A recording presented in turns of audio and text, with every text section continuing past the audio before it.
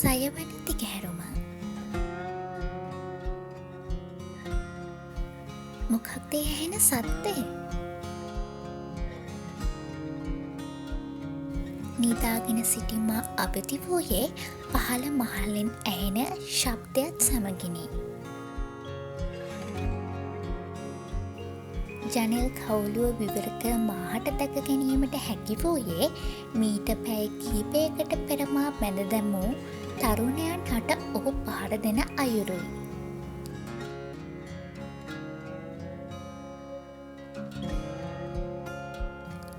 සමහරුන් ලේ පෙරාගෙන තැන් තැන්වල වැටී සිටියත් ඔහුගේ තරහවේ නම් අඩුවක් නොවිනි.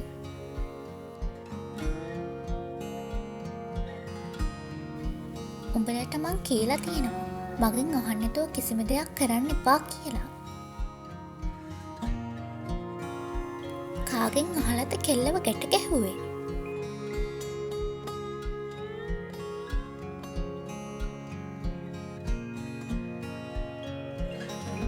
බොස් අපිට කෙල්ලව කන්ට්‍රෝල් කරගන්න බැරි වුණා. ඒ නිසා එහෙම කරේ. බොස්ට කතා කරත් ඒකම කියයි කියලා හිතුනේ.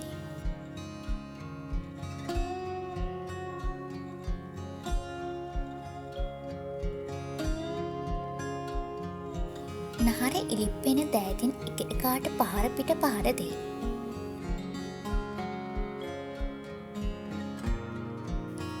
ඒ කියන්නේ අමාව ගැට ගහන්න කියලා නැද්ද දෙයියනේ? ඒ තරහටනේ මං කෑම එකටත් ගැහුවේ. එයාගේ තරහ සාධාරණයි එක අතකට. ඇතිවූ කනත් සල්ලත් සමග මා කල්පනාවක ඇලී සිටියද මා පියවිසිහිට පැමිණියේ දොරෙහි අගුළු කැරකෙන ශබ්දයෙනි. විවර වූ දොරටුවෙන් ඇතුළු වූ ඔහුගෙන් දැන් මිනිත්තු කිහිපයකට පෙර තිබූ ස්වරූපය දැක ගැනීමට මාහට හැකි වූයේ නැත.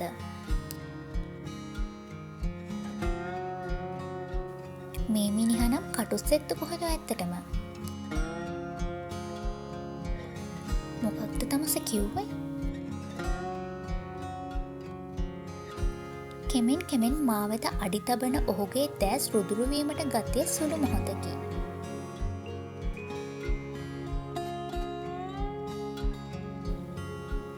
නෑ මම මේ ඇහුවේ ඔයාගේ නම මොකක්ද කියලා.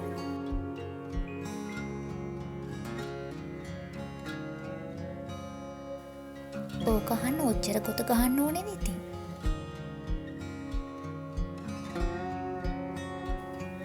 මගේ නම මේක වික්‍රමාරච්චි. වික්‍රමාරච්චි?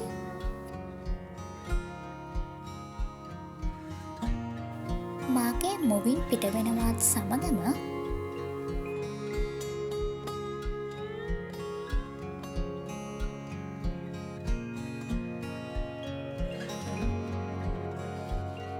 පෙරටත් වඩා සංසුන්න මා අසලට පැමිණි ඔහු මාගේ මුහුණට වැටුණු කෙස් කැබැල්ලක් මා සවනත පිටිපස රැඳ වූයේ ඔහුගේ දෙනෙත් තිබුණේ මාගේ දෙතොලකයි.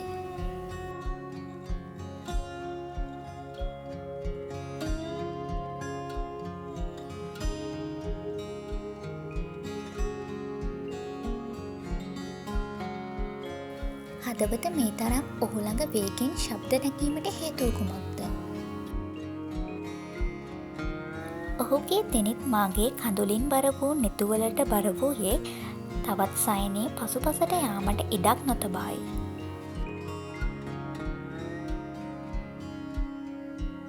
කෙමෙන් මා වෙත පැමිණෙන ඔහු සයනේ දිගාවී සිටින මාගේ දෙතොලට පිවිසීමට තිබුණේ කෙස් ගසක පමණ දුරක් පමණි. ප්ලීස්. ඔහුගේ පහසෙන් මා අඩපනවන බව සැබෑවකි. නමුත් ඔහුට මා ඉඳුළු කිරීමට ඉඩ නොදිය යුතුයි. ක්ෂණිකව ක්‍රියාත්මක වූ මා හැකි උපරිම මාගේ වෙරයොදා ඔහුගෙන් වෙන් වූයේ ඔහුට වේගයෙන් කොපුල් පහරක් ගසායි.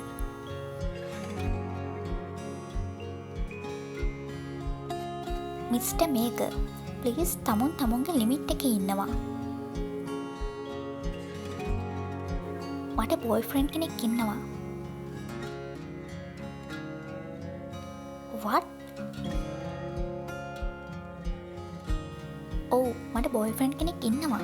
එයා ළඟදිම මාව හොයාගෙන එයි. කාගෙන් බේරුණත් තමුන්ට එයාගෙන් බේරෙන්න වෙන්නේ නැහැ.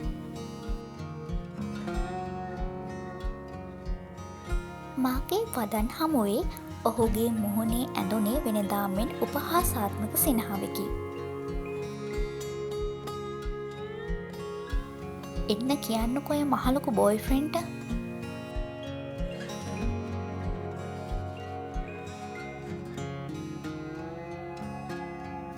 අපි බලමු තමුන්ව කොහොමද මගෙන් බේරගන්න කියලා.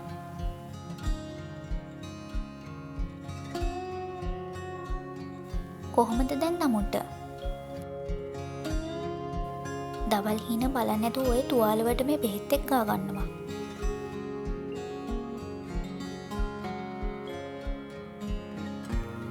ඇයි මාව මෙහෙම හිර කරගෙන ඉන්නේ? මම මොන වැරද්දක් කරාටද මට මෙහෙම කරන්නේ?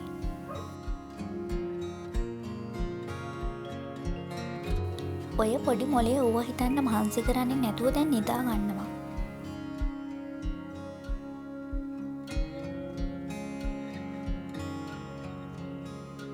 ඕනි කාලෙට ඒවා තමුන්ටම දැනගන්න ලැබෙයි.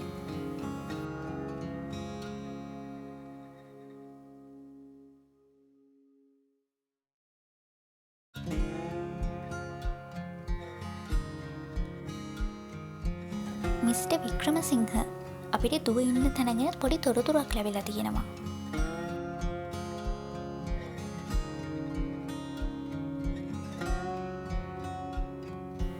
ඔෆිසර් දු කොහෙද ඉන්නේ?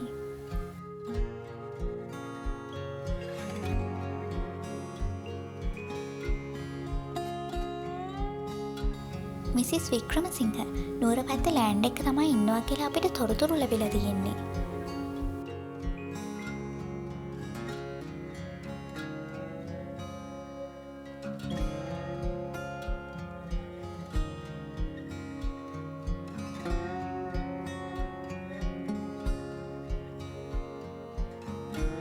අපි අද රෑටම හෙට යන්න තමයි හිතාගෙන ඉන්නේ. ඒකනේ මම කිව්වේ රම්‍යා. දුව අපි ඉක්මනට හොයාගමු.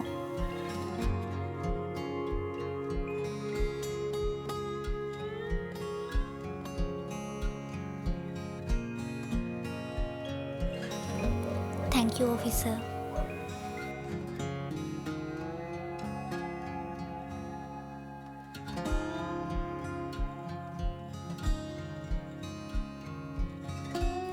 බොස් අපේ ලෑන්ඩ් එක පැත්තට පොලිසිය සෙට් එකක් එනවා කියලා පොඩි ආරංචියක් තියෙනවා.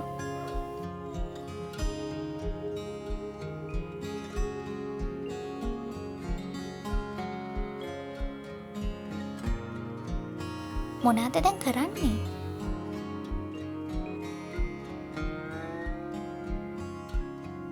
ඒ කියන්නේ වික්‍රමසිංහගේ කට්ටිය අපිව හොයාගෙන වෙන්නේ නැති.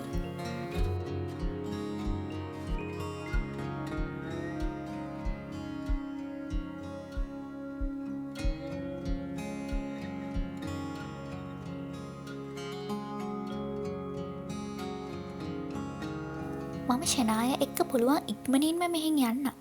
උඹලා මෙතන බැලන්ස් කරන්න කොහොම හරි. කුසුමටත් කියන්න මේ සේරම.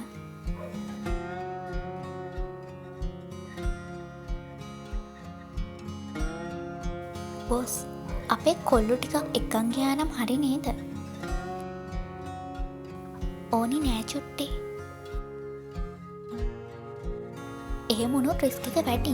මට පුළුවන් ෂනායව හැන්ඩල් කරන්න.